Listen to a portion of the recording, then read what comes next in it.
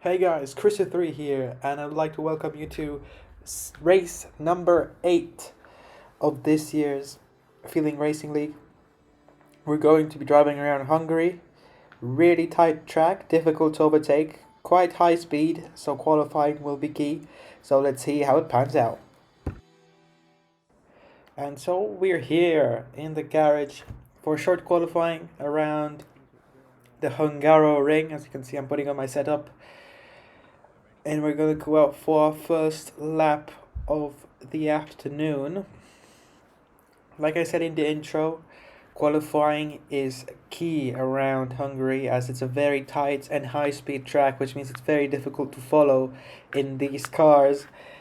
And the strap finish straight isn't the longest one, so track position is going to be really key. And then we're going to start our first lap in qualifying, heading towards turn 1. Quite a nice rope and corner on the exit. A little bit of understeer mid-apex, but that shouldn't be an issue, as this is just our first lap. Again, understeering slightly wide, but then cut in turn 2 and heading up the hill. Touch the gas slightly, that shouldn't hinder us. And then ride the curb, cut the inside a lot, lose the rear end slightly, but we did not spin it into the wall. And again, up the hill into one of my favorite chicanes in the game. I'm pretty good around here. Use all of the curb, and now we start the medium speed section. The most annoying part of the Hungarian Grand Prix track, as it is pretty much impossible to follow in those corners unless you have a really big tire advantage, as we're going to get held back slightly by the Alfa Romeo, who goes out the way a little bit too late for us. That might have hit us with a little bit more understeer on the entry, but we're going to round up the final corner now. Really long corner, another one that's difficult to follow, and we cross the line into a 15.5. That's quite a decent lap. Gonna see how it goes go towards the end of the session. As you can see, I'm checking the time sheets, and we are around 2/10 up on P2 right now, but I think this time will not be enough, and we have to go out for our second lap time, use another set of soft tires. I was thinking about what strategy we should go for. The mediums were definitely out because they're too slow for qualifying. Wouldn't help me at all. There'll be a slight advantage in the race, but that wouldn't change much. As you can see, we're starting our second lap on soft compound tires just at the end of the session. This needs to be a big improvement if we want to secure pole position. For now, we're on provisional pole, but I don't know for how long, as we get a little bit of a better exit than the first run. Turn 2 much tighter on the line, and as you can see, we gained over a tenth in that corner, but then lose a little bit of the exit. Go a little bit too wide there, but fortunately this is regular corner cutting, which means we're not getting an invalidation now. Purple first sector is looking really good now, way more stable up the hill here. 2/10 gain nearly. The chicane now decent as well. Now we need to keep close to the curbs, but not too close because they might spin you out. That's just the nature of the game this year. And now nice and clean on the exit. Nearly 3/10, over 3/10 gain right now. 2 purple sectors as we're heading towards the last 2 corners. Stay tight. I think slightly too quick of an upshift. And now we're going a little bit, so we lose the rear end just at the end there. Is that going to be enough to improve? No, we go red in the third sector. 43 hundredths of a second off. And let's see, is that going to be pole position, as we were fastest after the first run? But will that be enough? Let's see as we go to the final standings. And what is it? No, just missed it. Second. We were so close to getting P1 in this race. 62 thousandths of a second. But now we're gonna go into Sunday for the race, and let's see how that works out for us.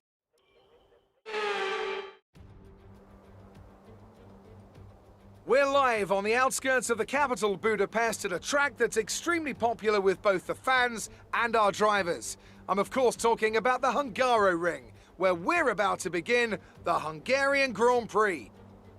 We're northeast of Budapest for the race today at the 2.7-mile Hungaroring circuit. 14 corners here, 8 to the right and 6 to the left, on a track where downforce is king and passing is notoriously difficult. And we're here now on the grid, sitting in P2. As you can see the strategy on the screen, 2-stop, soft, medium, medium. We're going to try and do the Hamilton strategy.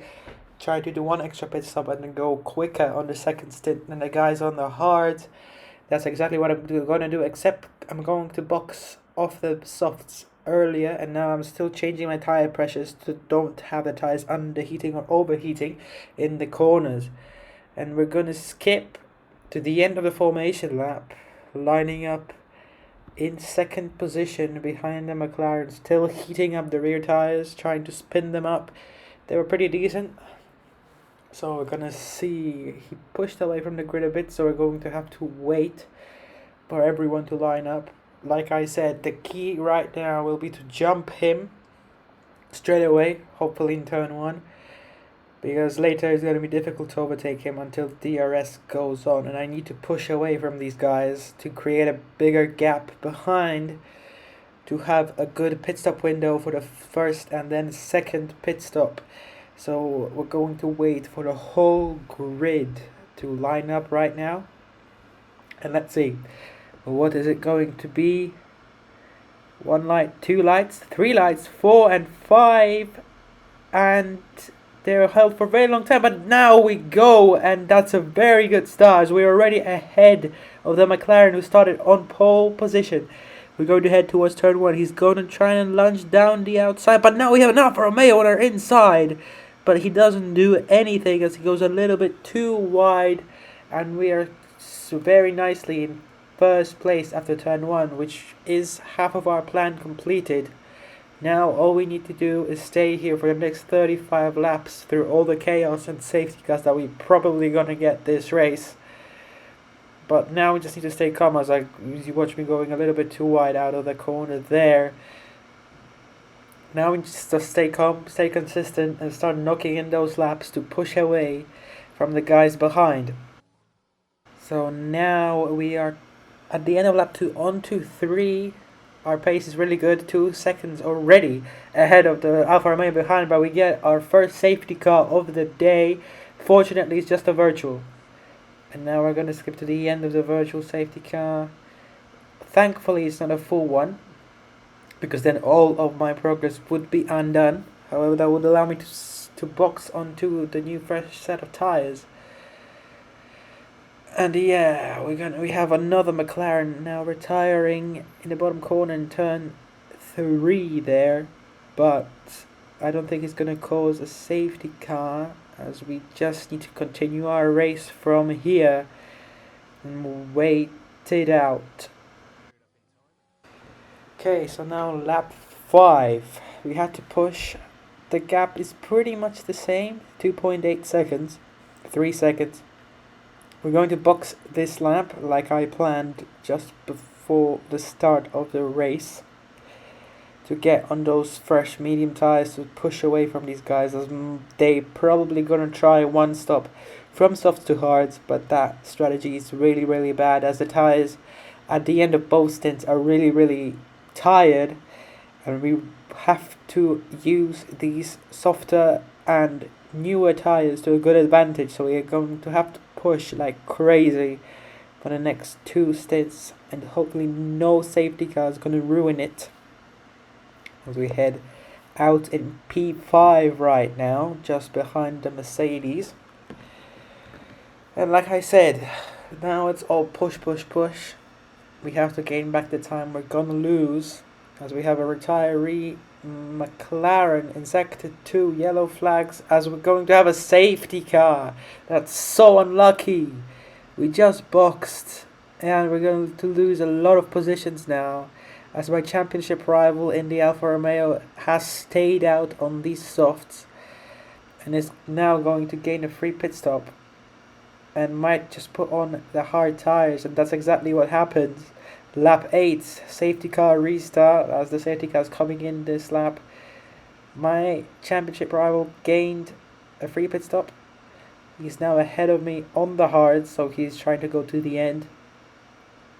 One advantage, I have a softer compound, which is easier to heat up, which means his hards might be really, really, really cold on the restart as he bolts away pretty early, but he gets a good gap at the beginning, and I am unable to attack him into turn 1 and any time soon, I guess, as later it's pretty much impossible to do that. But I know he has been making mistakes in a few of the corners, like the chicane and turn 1, as you can see on lap 1 when we had the start. He overshot turn 1 pretty badly. So we're going to try and use that to try and stay close to him and then overtake him as soon as DRS comes on, and maybe, hopefully earlier. And now lap 11, that should be the lap where DRS is activated, which means we should have an easier job of overtaking the Alfa Romeo as he goes really, really wide in the last corner. That's going to bring us really close to his gearbox now. As you can see, DRS is on. ERS is powering extra energy into the back wheels. We're going to go out down the outside, but he overshoots the corner. Beautiful move, switcheroo, as we lose the rear end slightly on the exit, but that's move done. And now we have to just push away from him, create a gap to have an easier job in the second stint of these tyres. And yeah, like I said, a safety car now would be a disaster, as that would ruin the whole plan for us. Now, 9 laps later, nothing happened since then. We've been just driving our race. As you can see, 6-second gap behind, and my tires are pretty much shot now as I'm going to jump into the pits for the second stint on the medium tires, as we have a little bit of an issue on the entry that might lose us just a little bit of time. But now our goal is to catch up to the AlphaTauri and the Alfa Romeo, but the AlphaTauri is on a 2-stop with us, so he's going to box again. The Alfa Romeo is our target to overtake him before lap 35. So now it's going to be maximum concentration and pushing, as the gap is pretty large, and even up to 12.5, even 13 seconds. So we're going to have to really put our head down, knock in those laps, and close up to him as soon as possible. Lap 26 now, as you can see, the gap has really went down. It's 4 seconds now. We've gained over 8 seconds in 4 laps, which means we have our pace is much better than the Alfa Romeo ahead. Those hards are slowly starting to go off the cliff as he boxed really early on lap 6, which that was predictable. That's why I chose this strategy. And we're going to close up even more through these corners. The supreme grip on my tires is playing its game now as we gain about a second in sector 1. And as you can see, we're going to go 3.2, even 3 seconds now. We're gaining every single corner, every single traction zone.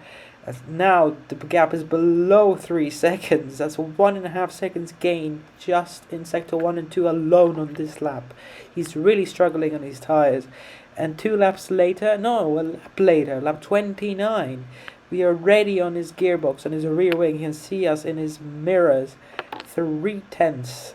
This is exactly what I planned out. I want his tires to go off the cliff, and as you can see, he's understeering off in the last corner, as we have a little bit of trouble on getting on power on the exit, but that shouldn't hinder us too much. We're quite far away, but we're gonna stick to the outside line. But he overshoots turn 1 again, and we are able to switcheroo him and overtake him again. Thank you very much for handing that position to me. That was a really nice chase down, and now our plan is to don't spin it anywhere, stay on track. If going to get under the safety car, we might just box on 2 fresh softs just to have better and more tire advantage over him. And see how it's like I see the future. Safety car is out. Now we have to reduce our pace. But what's going on? The reduced pace is still on. Oh no, and yep, that is a drive-through penalty. And that's how you lose a race on your own from your own mistake. Great example. I just forget to slow down for the data. I don't know for the delta. I don't even know what happened. Like, I was like getting so much into rhythm, and like I really felt good around the track that I just sped on the safety car. And as you can see, my plan that I didn't want to execute is going to happen as I'm going to jump into the pits for fresh softs. Just at the end, just for the end, just to try and push away to create a gap at the end of the race when the safety car comes in, because it is going to be very, very late as it's going to go in at on lap 33, which is not going to leave us with much race time. As you can see, we're still going to exit in second place as the AlphaTauri behind also boxes onto new softs, except he doesn't have a drive-through. That's the biggest problem now, is the drive-through penalty, as we're here at the end of lap 31, so the safety car is still out, as my championship rival cuts the pit entry very nicely there. In real life, there will be a 5-second penalty. It's a DF1 game though. That doesn't happen as the Mercedes ahead gets let through to unlap himself. We are the leading car in the train, but our tires are pretty cold right now, and we have the drive-through penalty. It's lap 33. We're going to go on to lap 34 after we cross the line. We're going just to have 2 laps of the race. So the thing is, do I come in and serve the drive-through, or do I just push away and hope that I create a big enough gap, as I have quite a big shield behind with a Mercedes on hard tires. He didn't box. He's 2 seconds behind us already, and that he might be our Lord and Savior here, as I can push away from him really easily, as the softs are just a better compound. We're going to see what's going to happen. We just have to see if we serve the drive-through and then try and catch up later. The pit lane is pretty long around Hungary. That's my issue.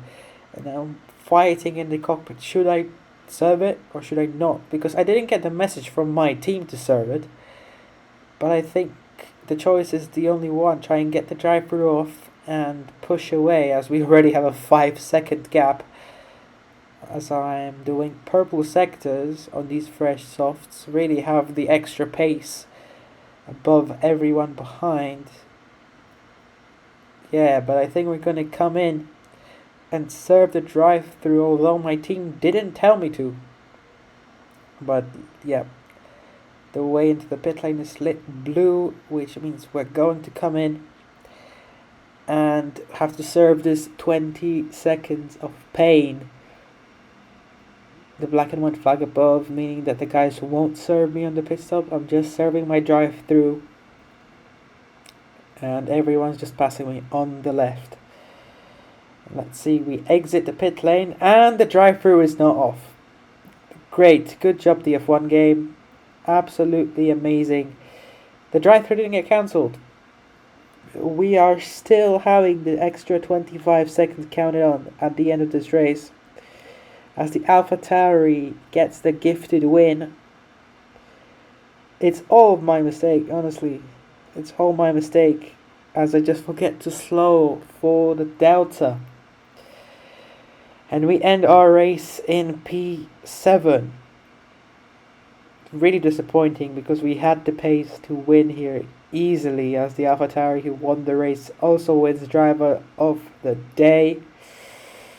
It's just disappointing, honestly. We had such a good pace, such a good strategy. We were already in P1, and then just a stupid mistake from myself, which denies me the win.